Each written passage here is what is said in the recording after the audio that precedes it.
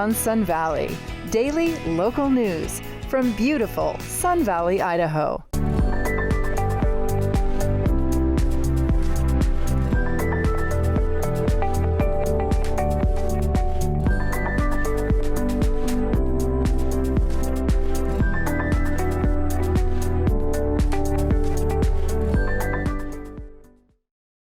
Hi there, I'm Lori McNee with Eye on Sun Valley, and this is Art Beat. And today I'm at my neighborhood pond, plein air painting. Plein air painting is the discipline of painting outside. I'm an artist and a workshop instructor, and in a few moments I'm going to take you across my pond over to Giverny, France, where we're going to visit the magical gardens of the most famous Impressionist painter, Claude Monet. Claude Monet is one of the most famous artists in the world because he was the leader of the Impressionists. The Impressionists were a group of artists who rebelled against the traditional method of painting. This was actually at the time rather scandalous. Up until then, it was more academic painting. It was usually dark, sharp colors, and they showed so much detail. Monet and his contemporaries, on the other hand, went outside and they were painting the light. Monet was very much intrigued with, again, the effects of light on his subject. And that was plein air painting, painting outside, where they would go out and take tubed paints, which at the time was a new phenomenon. Up until tube paint was invented, they used a bladder and put the paint inside. So it was really difficult to paint outside. So actually the evolution of a paint tube really helped with the plein air painting movement. And also just the grand scale in which he worked. The Water Lily series of paintings are so large. They're probably around 30 feet long, and now they are hanging in the Orangerie in Paris. They made a special museum just to hang his beautiful Water Lily series of art for all to enjoy. The Impressionists were interested in painting light. They are fascinated with it, and you can see this in Monet's work, especially in his Water Lily series, where he painted the water and the effects of the light on the water and the flowers. And so it was a school of art where they got together, camaraderie, and they'd go out and plein air paint, which is a phrase for painting outside. It was coined by the Impressionists, painting outside. And they would take pochade boxes out with them, or French easels. And pochade box is a smaller version of a French easel that they came up with. They took cigar boxes and made little paint boxes out of them. And they'd go out into the gardens and around Giverny and paint during the day, and just were fascinated again with the effects of light on their subject. So the gardens are in Giverny, France, a beautiful little village. It is just the most charming place in Normandy, an hour outside of Paris. And back in the day, you could take a train to there, and now, of course, there's highways that get us there. And it's this beautiful little village, very small, very manicured, and places like Carmel, California are kind of patterned after this sort of place. Just beautiful cottages, and very few locals live there. During the day, it is busy with tourists. It's like Disneyland on the streets. But after 5 p.m. when the gardens close, there's barely anybody there except the locals. And again, that is such a magical time to wander around and just enjoy the beautiful little town that it is. Many of the same buildings are there, many of the little farms, the Charlotte cows that so many of the Impressionists love to go there and paint still are there on the farmland surrounding Monet's house.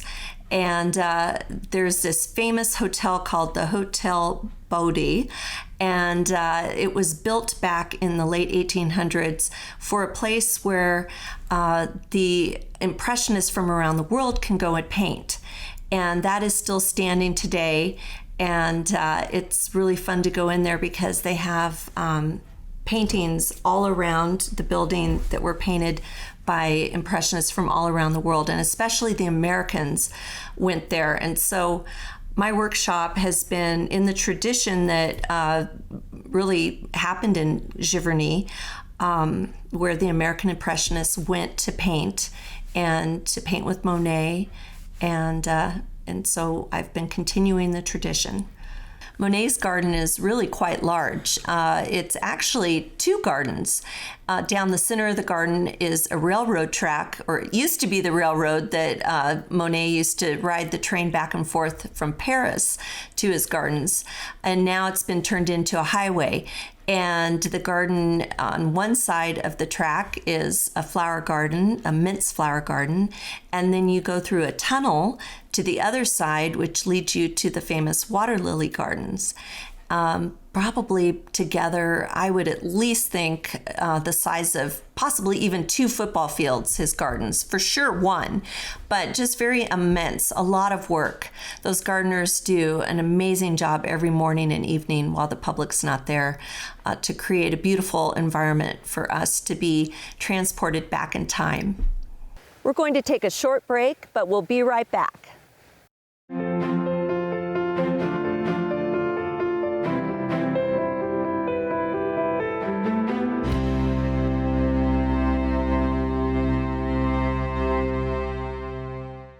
So we're mods. We have coffee, we have pastries, we have clothing. We sell it all. We have a range of vintage clothing, high-end women's and everyday wear, ranging from Pendleton to fancy going-out dresses. Some clothing even dating back to the 20s. Hi, I'm Jacob. My wife Tara and I are the owners of Mods. We're both a coffee shop and a clothing store. We use Harrison Insurance for everything. Business, auto, renters, even our little dog is insured. The nuances of our unique business are covered with Harrison, and I don't think that I could have obtained that going to a big insurance company directly. We feel that if something were to happen tomorrow, we'd be okay because we have Harrison Insurance to help us. Harrison Insurance for all of your insurance needs. Barry Peterson Jewelers, a luxury jewelry store in Ketchum, Idaho, specializing in custom design and repair. Jewelry making, I look at as more of architecture. A piece of jewelry is more of a link between a man and or woman and or mankind and the gemstone world. And so there is actually a lot of engineering that goes involved, that I think is involved with making a piece of jewelry that someone's going to wear every single day of their life. That part of the 3D thinking is a huge factor. Create your custom piece with Barry Peterson today. Welcome back. Let me take you back into the magical gardens of Monet. When the people from Art Colony Giverny invited me to go to France to paint in Monet's gardens, I was actually just shocked and thrilled. It to me felt like a once-in-a-lifetime opportunity. Very few people are invited to bring a group of artists into the gardens. And actually during the day while the gardens are open to the public, no painters really are allowed because it's crowded and there's not enough room for artists to set up their paint boxes. So for me to have the opportunity to be able to go into the gardens and teach in the footsteps of Monet when the public isn't there, it just was the most exciting, almost the most exciting moment in my career as an artist. So Monet's Gardens is such a magical place and loved by many artists and art lovers and gardeners and enthusiasts, just want to go there and visit. And it was his home, and it took many years to develop his extensive gardens, which are manicured beautifully, and they're quite large and grand. And it's just so wonderful to walk into his gardens and see what he saw that now has been translated into paint and is so famous in the museums around the world. Many of the same trees are even there. They do such an amazing job with the gardens. They rotate flowers, and they're constantly working every morning and evening. And one of the wonderful experiences that I was able to have with my students is we were able to go into the gardens before they open to the public and after they close at the end of the day, when the public left after 5 p.m. And I was able to go in with my 8 to 10 students, and we were able to be in there with the gardeners by ourselves and experience the quiet and the sanctuary that his gardens were to him. And we were able to paint at the lily pond and within the beautiful gardens that the same kind of flowers that he painted, and many of the same trees and vegetation are still there. So each morning started with a typical French breakfast. We generally have a croissant and a strong cup of coffee to start the day. And then we would walk on over to Monet's house in the morning. It was quite early, about 6:45. We had to be at the garage doors every morning strictly at 7 a.m.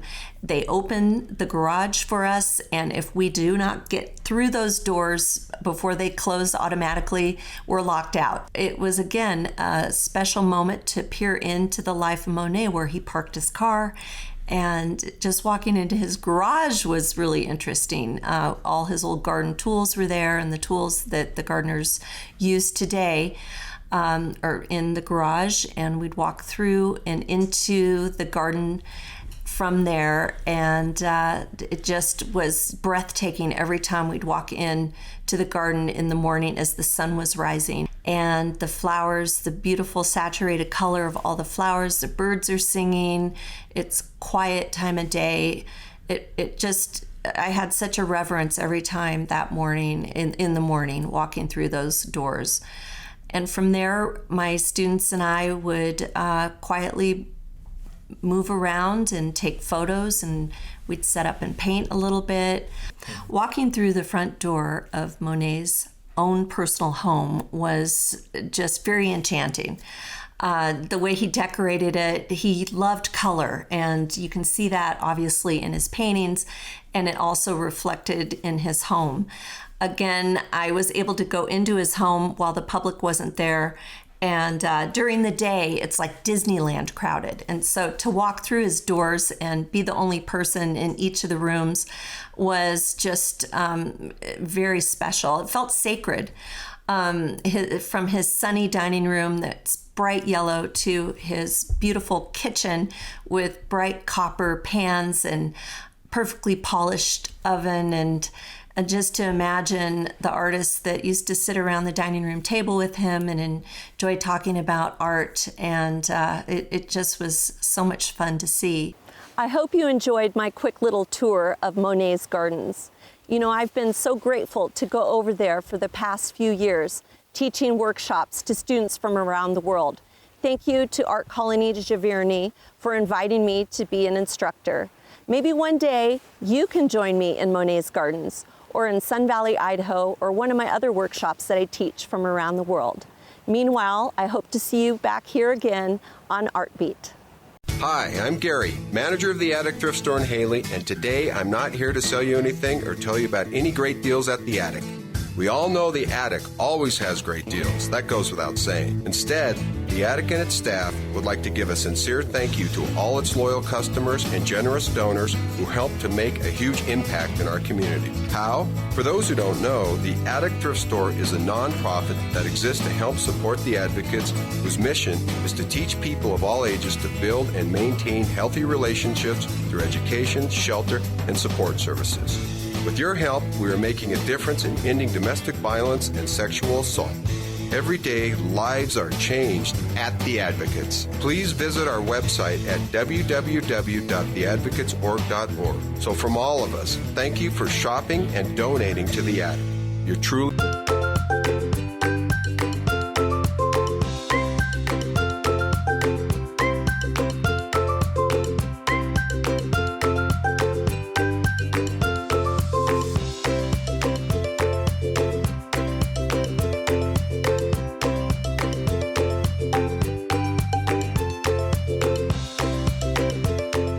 Better food, better price, better service. Atkinson's Market, supporting local farmers since 1956.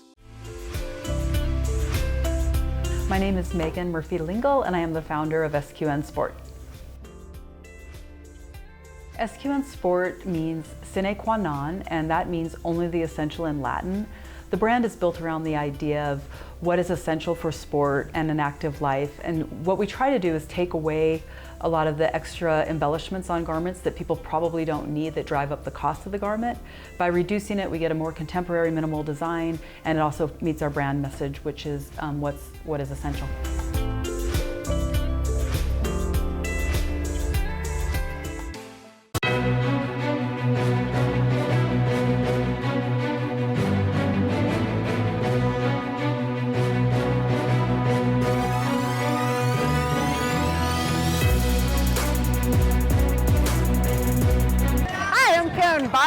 With Ion Sun Valley. I'm here at Duck Dogs competition in Ketchum, Idaho, and this is one of the fastest growing sports in the United States right now. It gives four-legged canines a chance to jump high, jump long, and swim fast. My name is Steven Sanchez. I'm an event manager and announcer for Duck Dogs Worldwide. Currently, we house a little more than 40,000 teams registered worldwide. That's all across the States, up in Canada, across the pond in England, and in Australia. So that's 40,000 different, unique, individual teams. We take the top 800 every year, and we invite them to our World Championships. So of those 40,000, we take a little under 1,000 of them, which is just a fraction, and bring them to World Championships. World Championships is every October in Dubuque, Iowa, at the Five Flag Center. Yeah, the reason for Dubuque, Iowa is because it's right in the middle of the map. So unless you're in Dubuque, you got to travel. Everybody's got to come to the central part. So we got a lot of teams on the west, a lot of teams down in the Florida area, Texas area, and everyone's got to kind of come to the middle. So that way we play no favorites. Last year we invited 800. We had 650 show up.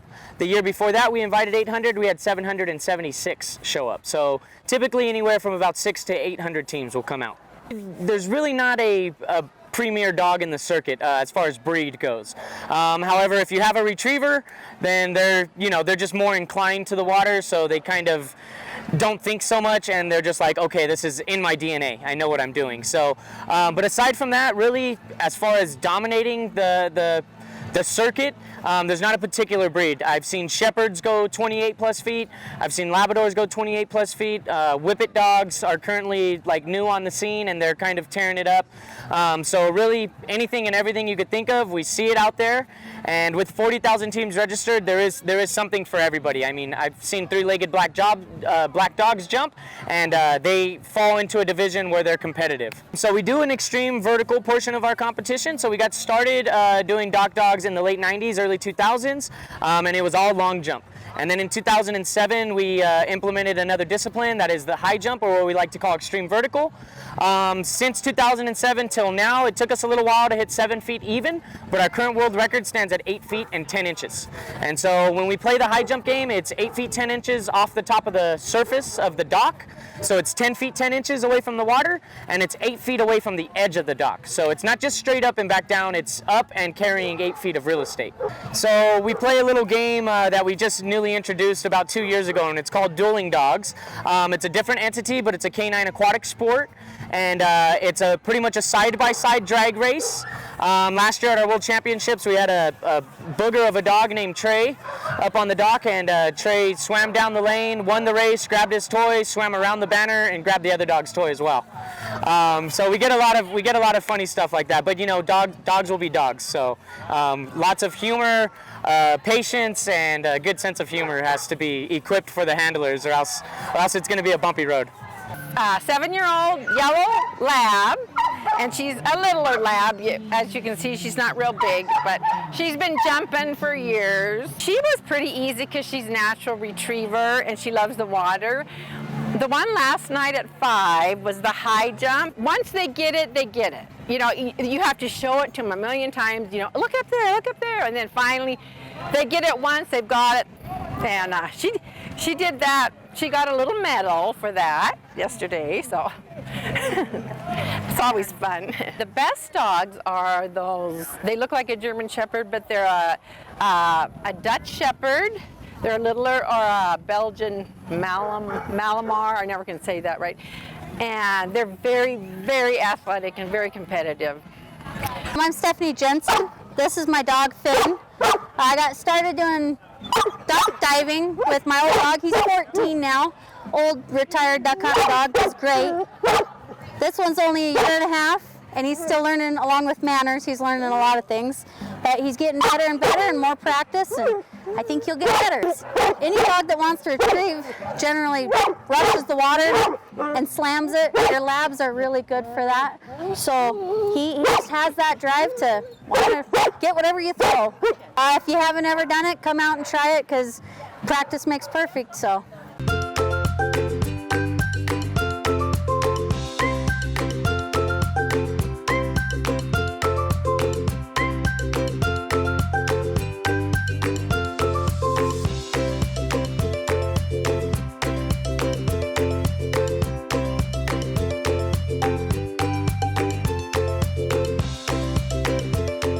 Better food, better price, better service. Atkinson's Market, supporting local farmers since 1956. You know, we go through a lot of traumatic mental breakdowns, and as you transition out of the military, you don't get a mental uplift. So if it's a veteran that doesn't know about hyperbarics, well then let's figure out how we can talk, because there's room for you here. It's going to heal you. So, and it starts with the brain regardless of what else is manifesting outside of that, and then spirit comes alive. And that's, for veterans at least, the most important thing, is getting their spirit back.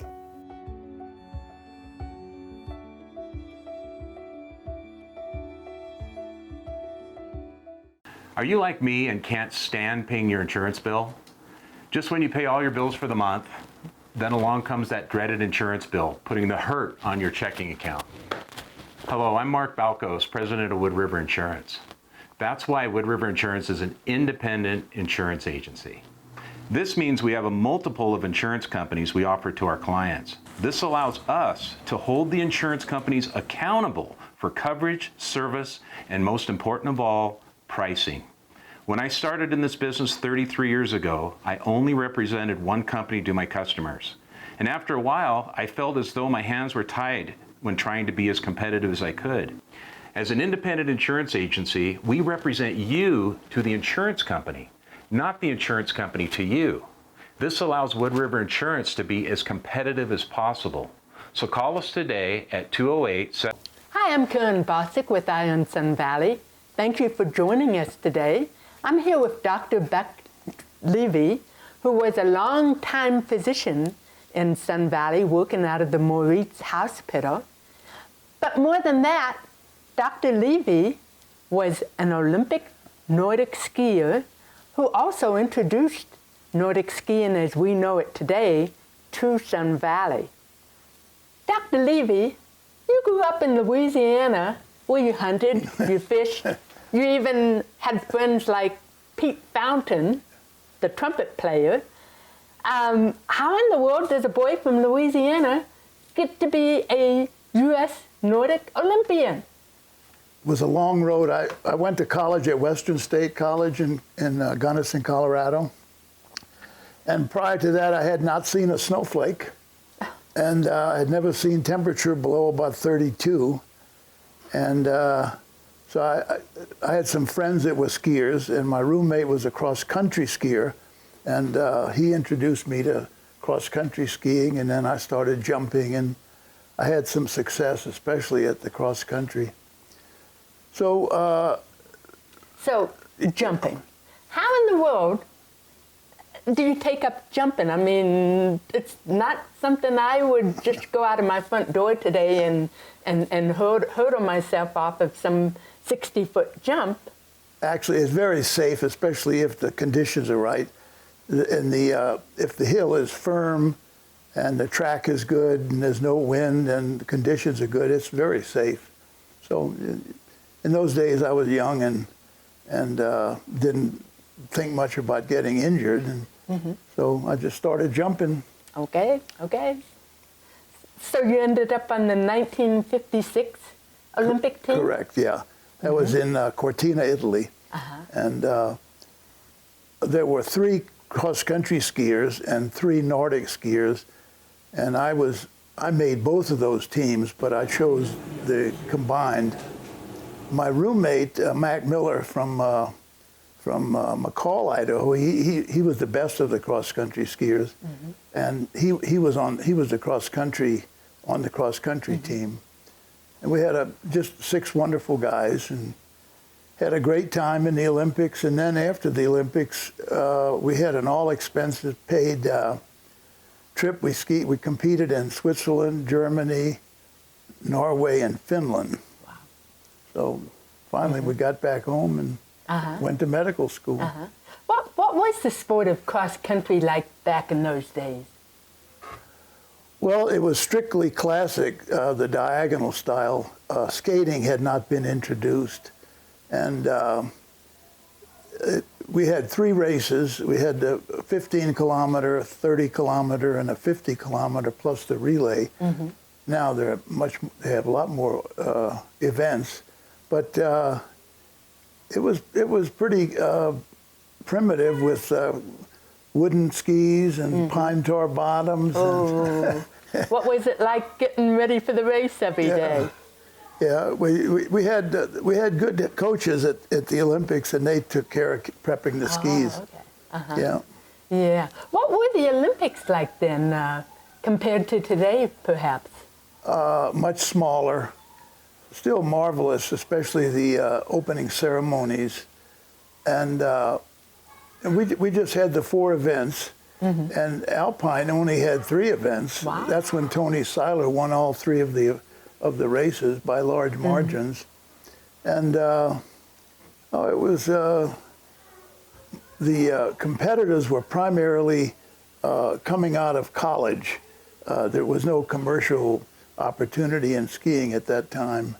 So it was a one and done thing. You went to college, if you were lucky enough to make the Olympic team, you skied in the Olympics, and then you got busy doing something of value. Okay, so you didn't spend all year training for it like we did until we finished the Olympics, and I was through with that, and I went to medical school. Okay. Now you had visited Sun Valley in your younger days. Right, I came here in 1952 on an Easter vacation from Colorado. And at that time, there was just the one lift from River Run, a single chair. There was no warm spring, but there was Proctor. And we skied Proctor, yeah. Oh, what was that like? It was wonderful, skiing down through the aspen trees. Yeah, and and I loved Sun Valley then, and I found out about Silver Creek, which fly fishing is my real hobby, my real passion. And so I put that away and decided that if I had the opportunity, I would come back here to practice. Now, Proctor, did it have a chairlift? Yeah. It did? Single chair. And then just one little hill to ski down? Well, no, that was a nice hill. Very nice. Okay. Yeah, it was. And Baldy was fabulous. They put a blanket around your legs when you got on the single chair. But you had a long, slow ride up, right? Yeah. Okay. So you came back to Sun Valley, I guess, in 1970, right? Well, I saw an ad in a JMA journal. Physician wanted Sun Valley, Idaho, and I called Dr. Moritz, and one thing led to another, and then I moved here in May of 1970. Okay. So tell me about when you decided the people here needed to know cross-country skiing. Well, at that time, you couldn't buy any equipment here, so I used to make a large purchase from a firm in Maine and get skis for various people and show them how to put the bindings on. And then Butch Harper, who was the snow ranger, he worked for the Forest Service, he was a snow ranger, and he became a friend. And we decided to start and he had skied he went to Western State also. And so he likes cross-country skiing. So we just decided to try and introduce the sport to locals. And we had a lot of takers. And you did that, what, over by Hemingway School? We did. We had a so-called, we met there. The place was filled with people. And so everybody came out, huh? Yeah, we had we had a discussion inside, and then we had some tracks outside, and we demonstrated. How did you make the tracks? I mean, you didn't have, mechanical tracks. There was back no then. gearing equipment. One guy made his tracks, and then the next guy went with his left ski in the right track. Next guy went with his right ski in the left track, and that's how you made the tracks.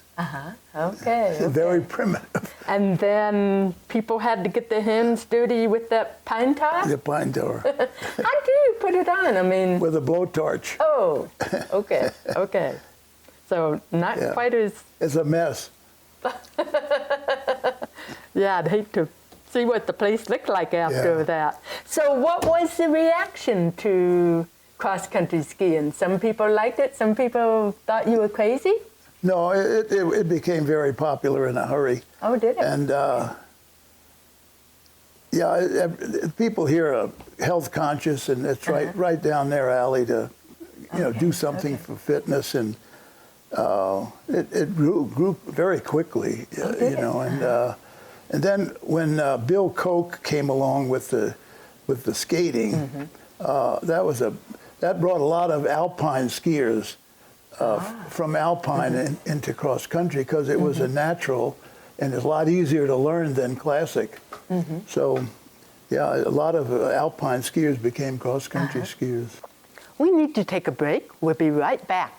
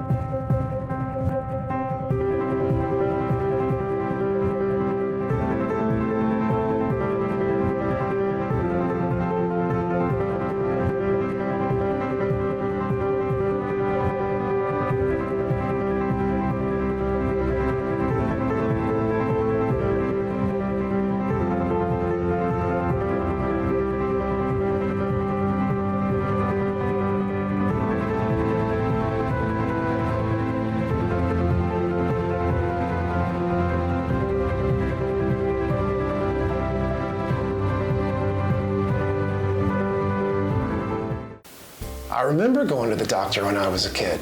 He knew me, I knew him. It was really simple. And then medicine changed with more expensive labs, medications, bigger clinics, and not enough time to explain it all. Direct primary care came along, outside the insurance system and affordable. I'm Dr. Tom Archie. At InnerHealth MD, we spend the time we need building collaborative relationships. We bypass the insurance, lab, and pharmaceutical industries and pass on the savings to our patients. At our office, common labs can cost $5 to $10, and in our pharmacy, generic prescriptions often cost less than $5. Our family practice treats fractures, lacerations, and sports injuries, teaches prevention, and coordinates acute and chronic care. We don't accept insurance. Our patients pay a monthly fee that is less than a cable bill. With acupuncture, herbs, Class 4 cold laser, and a holistic, functional medicine approach, InnerHealth MD is family medicine like it used to be. Affordable, personal, and looking to the future. I'm Derek Agnew, General Manager of Zenergy Health Club and Spa, and I want to take you inside and show you what we've done with our new Pivot Studio, which is going to blow you away.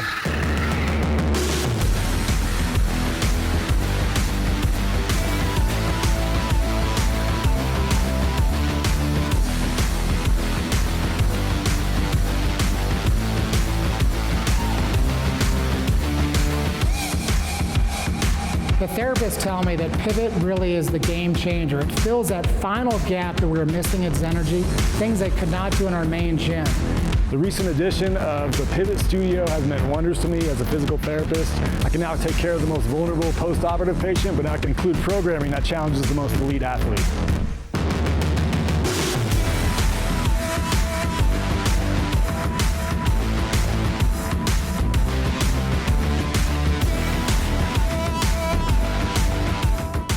Welcome to Pure Body Bliss, your home in Haley for extraordinary movement training.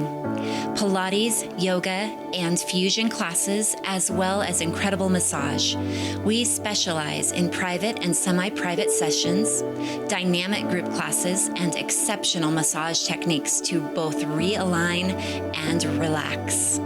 At Pure Body Bliss, we have something for everyone, including restorative yoga, core-focused Pilates, and our studio-exclusive high-intensity burn classes, just to name a few. All taught by patient and highly educated professionals with thousands of hours of teaching experience.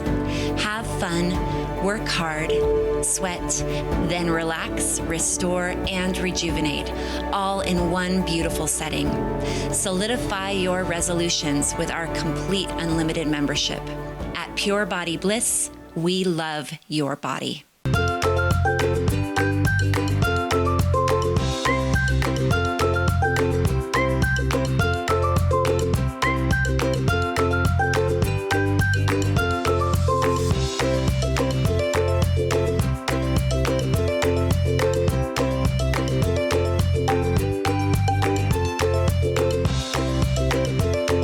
Better food, better price, better service. Atkinson's Market, supporting local farmers since 1956.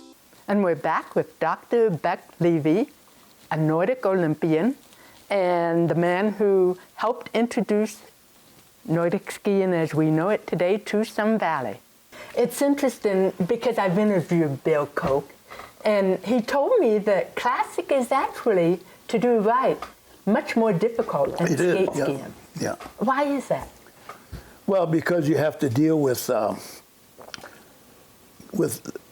we call it, grip or kick. You have to have the right wax for grip, and then you have to have the right wax for glide. And it's just more difficult to propel yourself in a classic manner rather than when you're skating. The skating just comes so easy. And with skating, you only have to wax for glide, because you get your kick by the technique of skating. Now, what did Sun Valley Resort think of this newfangled cross-country stuff? Not too much. Oh, really? Joanne had written a letter, and Bill Jansen owned the place at the time, and she wrote this article about how inexpensive it was to cross-country ski, and Bill Jansen said, well, that's not too good for my lift ticket sales. But anyway, and then in about, I forget what year it was, but Leif Odmark, who was a Swedish cross-country skier, and he started the program at Sun Valley.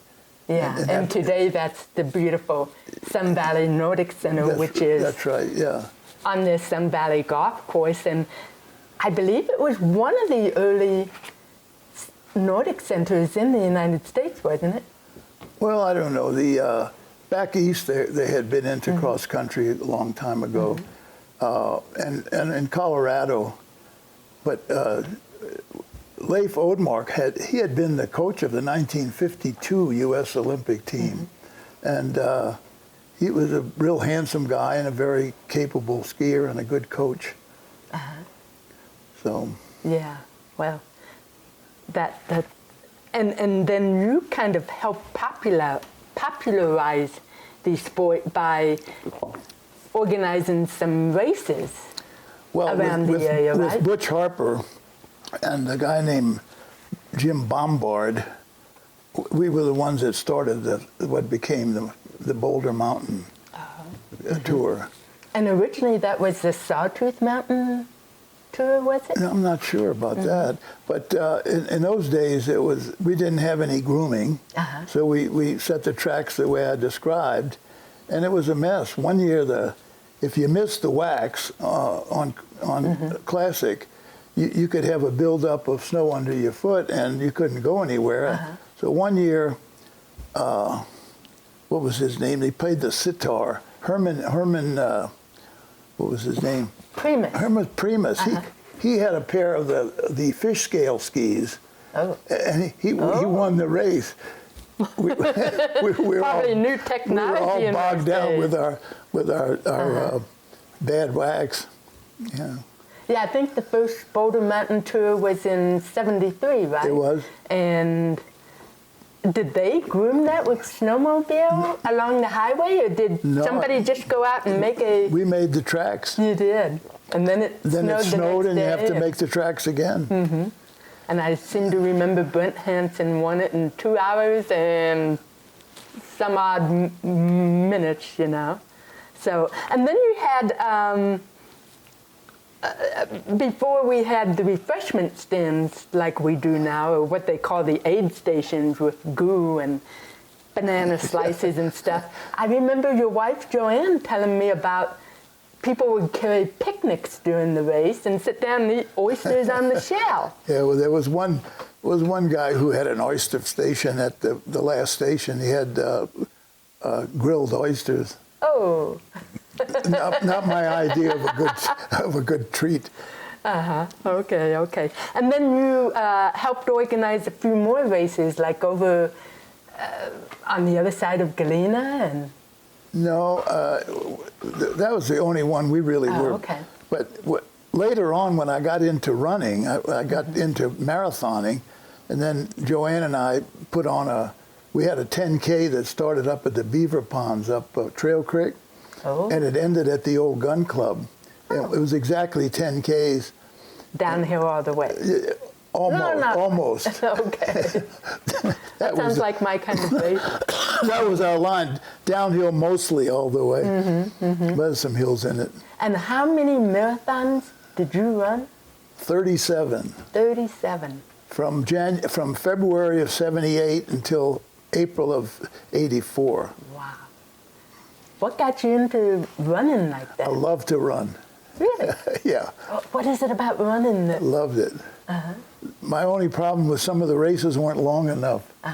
So, yeah, I had, not long enough. Okay. I had good luck in the marathons. I won several in my age group. I won the one in Scottsdale, the Fiesta Bowl. Won that one twice.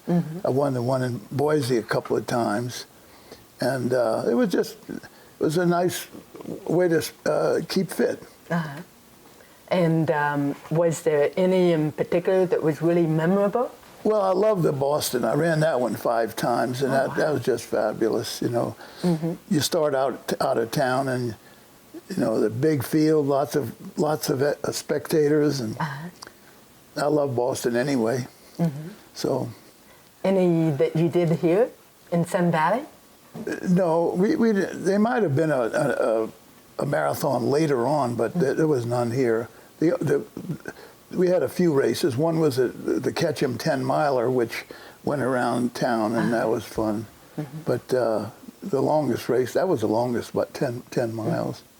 Okay. So primarily now you spend your time hunting and fishing like you started out? Hunting, fishing, golf, and reading.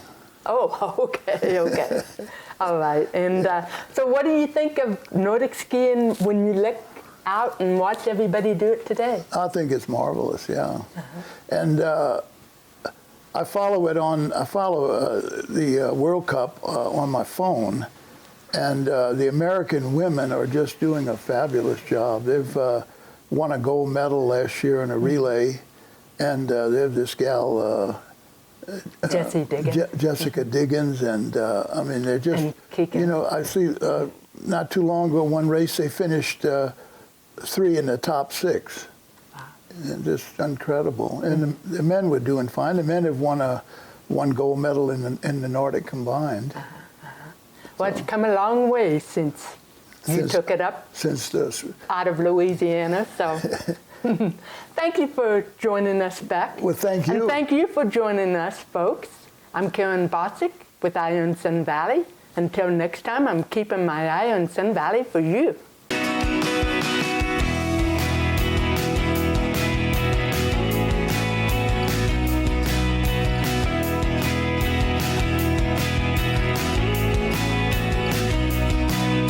Eye on Sun Valley, daily local news from beautiful Sun Valley, Idaho. Hi, Mark. I just wanted to take a few minutes just to let you know how thankful us at Wood River Insurance are for all the first responders, healthcare workers, truck drivers, postal workers, grocery store clerks, everybody that's continuing to service the public. We sure appreciate you guys. And to show how serious we are about it, take a look at this.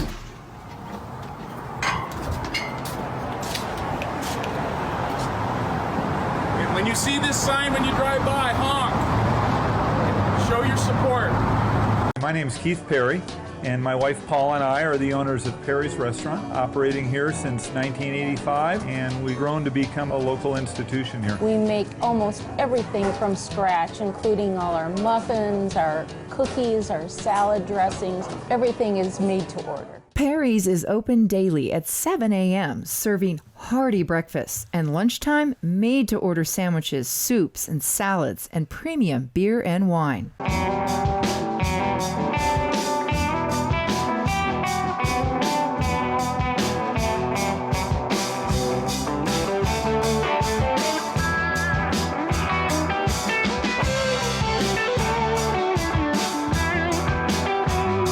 I always sense a level of honesty, in the music that we create. It's all about listening to each other and taking styles and blending them.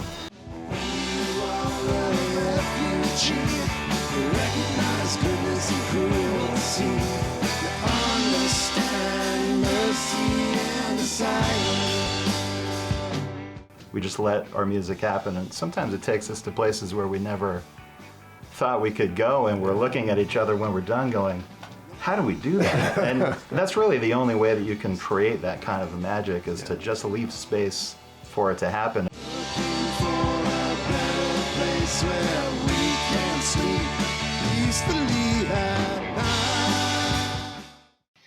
Audio Innovations is an innovative audio-visual company that designs, integrates, and simplifies a truly custom system to keep you comfortable, entertained, and secure in your own home. Audio Innovations TJ's Electric offers a variety of services, from phone systems to lighting control systems, HVAC systems, home theater, electrical, audio, and video, drapery systems, and more. Audio Innovations, 91 East Croy Street, Alturas Plaza, in Haley.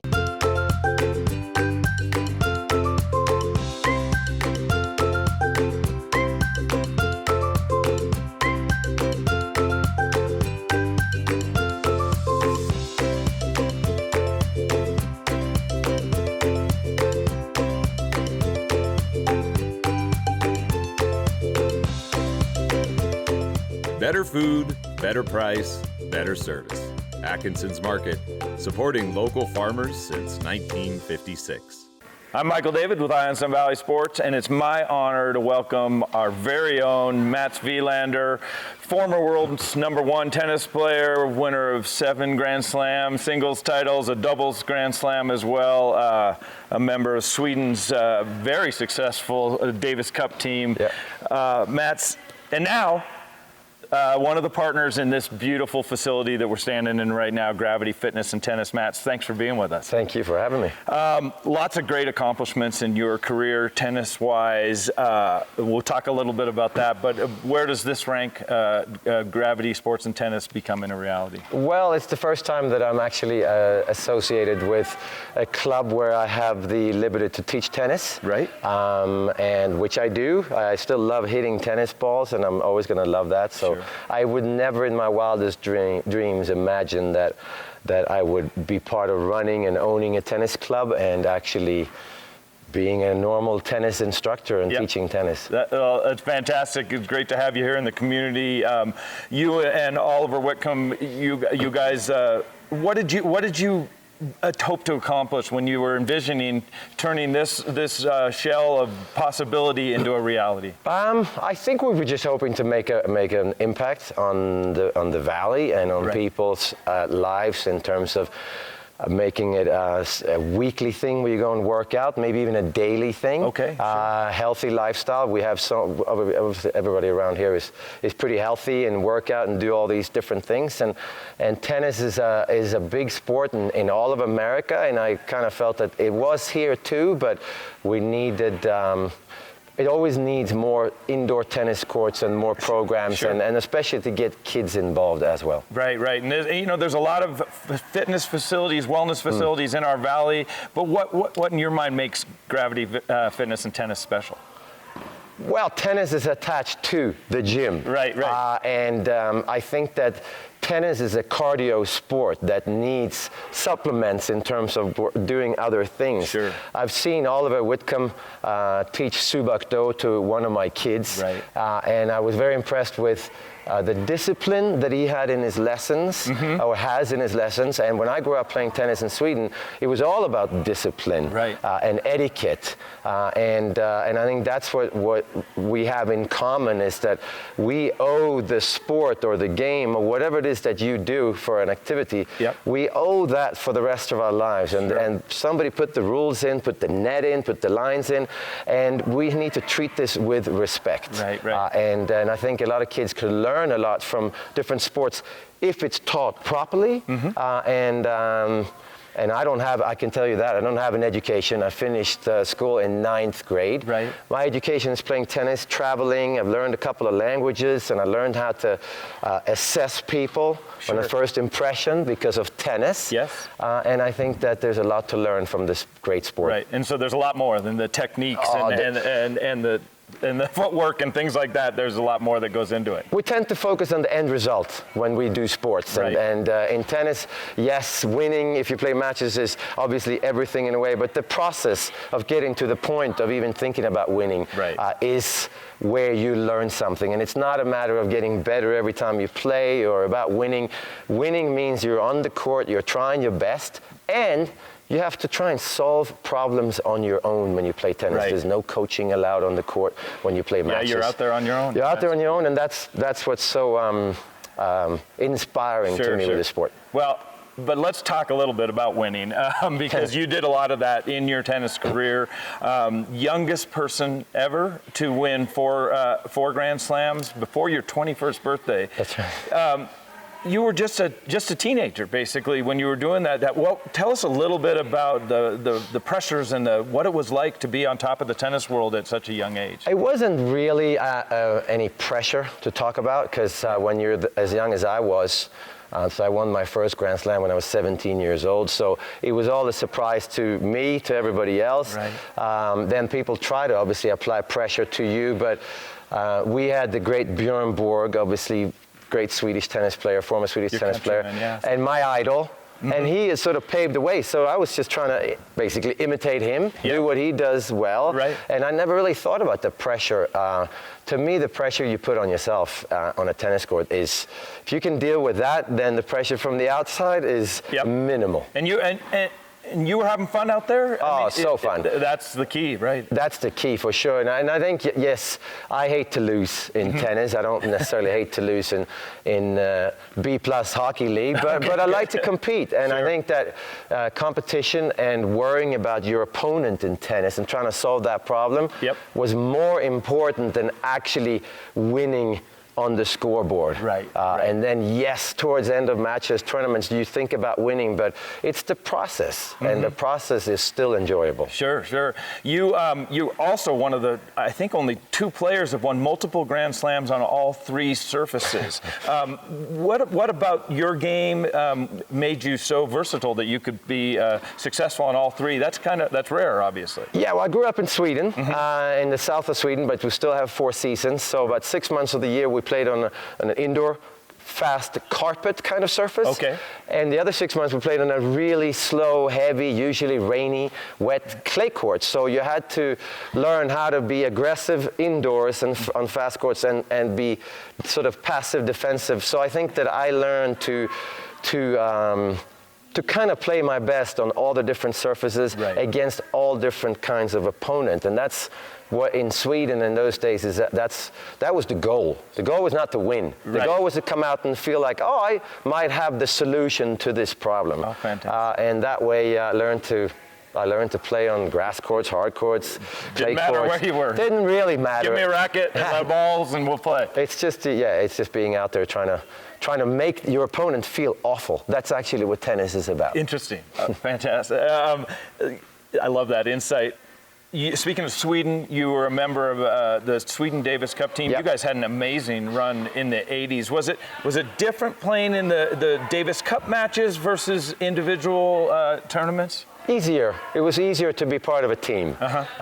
It was more fun to celebrate if you won, and it was less painful to not celebrate if you lost, because you're playing for your teammates, you're playing for your country. They can pick you up if you exactly, and they choose you. You're our guy. You're going to play number one for Sweden. It's not my decision. Whereas when you're out there on your own, you tend to blame yourself. But this situation, you blame the captain, and he tells you that before. So yeah, in tennis, obviously playing as a team. High school you do, in college you do, Davis Cup you do. It's a fun part of the.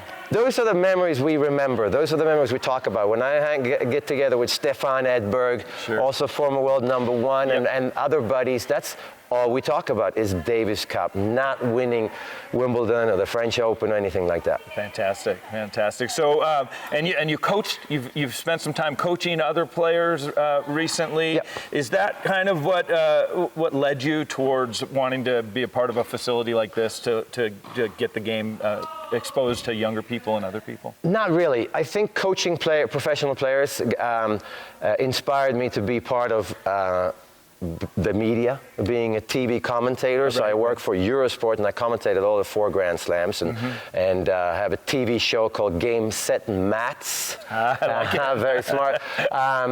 But I've been traveling with a company called Wilander on Wheels. Right, in the Winnebago? Exactly, in the Winnebago. And we've been doing that for 9 years, about 3 months a year. That's what got me into really enjoying teaching amateurs or guys like you that are interested in learning how to play tennis or are really good. And most of those people are kind of my age. Right. You know, and so they remember, they want to know what John McEnroe was like or Jimmy Connors. And so that's fun too. But then the reward really is being able to be on a court, seeing that you make a difference in their game, and then walking away from that court, and you hear people say, "Oh, that was the most fun I've ever had on the court," and you get in the Winnebago and you drive to the next place. So obviously, being in a Winnebago 3 months a year is pretty taxing physically, and the second place in my life that I really felt like this is home. The first being Sweden for the first 19 years of my life, and then the last 18 years, this is really home. Well, we're lucky. We're lucky to have you. I know you had said earlier that